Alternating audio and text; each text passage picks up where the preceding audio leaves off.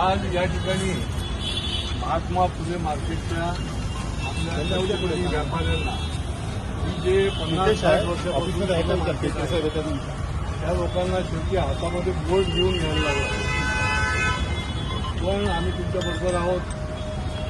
माझं इथे येण्यापूर्वी कालपासून अनेकांशी बोलणं झालं. ज्यांनी पत्र दिलं आयुक्तांना यांचाच काही ताळमेळ नाही. प्रशासन एक काम करतंय, बंद करायची ऑर्डर देते आणि आमचा सत्ताधारी पक्षातला मित्रपक्ष जो आहे तो पत्र देतोय की थांबा, अजून त्याच्यावर कारवाई करू नका. आणि त्याच्यामुळे आपण त्यांना अल्टिमेटम दिला की हे काहीही करून बंद झालं पाहिजे. रहिवाशांचं पण त्याच्यामध्ये नुकसान आहे आणि त्याच्यामुळे आता आपले ॲडिशनल पण येतील इकडे. त्यांना पण मी सांगितलं की तुम्ही इकडे येऊन सांगायला आम्ही नाही तिकडे आम्ही ते मिटिंग झालं. आता 4 वेळेला महापालिका आयुक्तांनी ऑर्डर दिली आणि एकदा सील झालं त्याच्यानंतर परत उघडलं. हा कुठला हातभट्ट्याचा धंदा आहे? महापालिका चालवत आहे का काय करताय?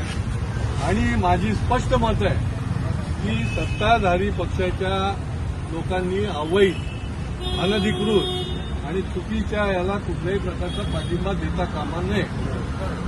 आणि त्याच्यामुळे पवन कदम आता येऊन गेले. त्याच्या आधी माझ्याशी 3 वेळा फोनवर बोलत होते. इतके दिवस ते संपर्क नव्हता. पत्र दिलं त्यांनी आयुक्तांना की बाबा थांबा. आणि त्याच्यामुळे हे आता आपण बंद केल्याशिवाय थांबणार नाही.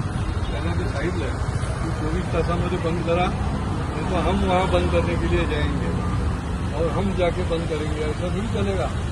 आणि त्याच्यामुळे तुमची जी काही आता तुम्हाला खूप दिवस याच्या संबंधामध्ये फिरा पडला.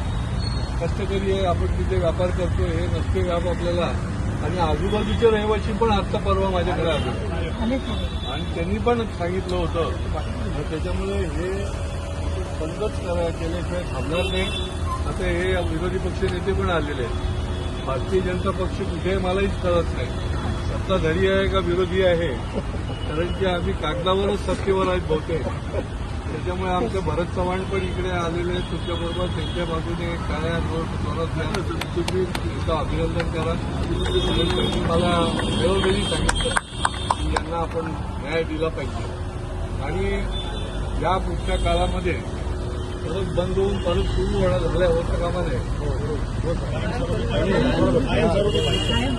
कायम अवैध आहे. अवैध तुम्हाला माहितीमध्ये मिळालेलं आहे. अवैध आहे. ते अवैध तिथे असताच कामा नये याची देखील आपण त्यांना सांगणार आहोत. त्याच्यामुळे आज तुम्ही जे आले ते काही ना काहीतरी घेऊन गेल्याशिवाय इथून जायचं नाही. इथे थांबून जायचं. रोडे येत आहेत.